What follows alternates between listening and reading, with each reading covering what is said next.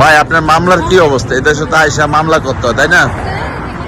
Submit করছি, but আমার মামলা চলতেছে। মামলা চলতেছে, আমি আসলে 9 মাস হয়েছে। 9 মাস হয়েছে আসছেন? আমি মাত্র সাবমিট করছি, দেখি আল্লাহ কি করে। এখানে কাগজ পাইতে সময় লাগে, নাম্বার দিতে হয়। পারমিট টারমিট কোনো কিছু পাইছেন? না, আমি এখনো পাইনি, এগুলো এখনো পাইনি। মামলা সাবমিট করতে কত টাকা লাগে এখানে আপনাদের এসালামে? মামলা সাবমিট করতে আপনার $6,000-7,000 লাগে। তা কত নিচে লয়ার এই পর্যন্ত আপনার কাছে? নিচে $1,500। $1,500? আপনি এটা না কোনো কিছু বলে না? কি আপনার আত্মবিশ্বাস মামলাকে আপনি জিততে পারবেন নাকি? মামলা ইনশাআল্লাহ জিতবো, আল্লাহ নসিবের একটা অবশ্যই জিতবো। আচ্ছা আচ্ছা, কত বছর লাগবে মামলা জিততে আপনার অনুমানে একটা ধারণা?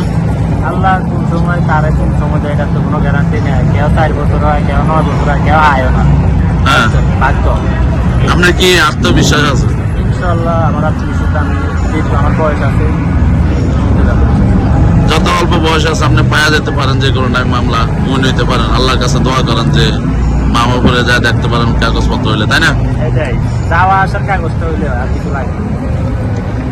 এমনি বা এদেশে আমেরিকার যত লোক আছে বা কাস্টমার এরা কি আপনাদেরকে কোনো ডিস্টার্ব বা কোনো কিছু করে? না, এখানে আপনি স্বাধীনভাবে চলতে পারবেন, কারো বাবার ক্ষমতা না, আমরা কিছু করবেন। আচ্ছা আচ্ছা, এখানে আপনি পারলে আপনি কাজ করি খাইবেন, না পারলে কাজ করি খাইবেন না। এটাই। আচ্ছা। তা আপনার নোয়াখালীর ভাইয়াদের বিষয়ে কিছু বলবেন? এমন নোয়াখালী তো বেশিরভাগ লোকে এখানে নিউ ইয়র্কে থাকে, অনেক লোক আছে। আর যারা দেশে থাকে যারা আসতে চায় এত টাকা খরচ করে, যাদের বেশি আসার ইচ্ছা অবশ্যই তারা আসবে। কারণ আমার টাকা ছিল দেশের জন্য, তো এমন না, আমার স্বপ্ন ছিল। বাট আমার মতো তারও স্বপ্ন থাকতে পারে, আসতে পারে। ওয়েলকাম। তা আপনি নিউ ইয়র্কের থেকে লাস ভেগাসে কেন আসলেন এত দূর থেকে এখানে আসার জন্য? এখানে আমি ঘুরতে আসছিলাম। ঘুরতে আসছেন? কবে আসছেন, আজকে নাকি? এখানে তো আমি তো নিউ ইয়র্ক থেকে অ্যারিজোনা থেকে কেন আসছি। আচ্ছা আচ্ছা আচ্ছা। এখন কেমন লাগতেছে আপনার কাছে এখানে আসার পরে? হ্যাঁ, জায়গাটা অনেক সুন্দর, ভালো লাগতেছে। আজকের দিনটা অনেক ভালো লেগেছে। এখানে ঘুরতে আপনি এভরিডে কাজ করলে ভালো পাইবেন না, বা দিন ভালো যাবে না। এখানে আপনার কাজ করলে কাজ করতে হবে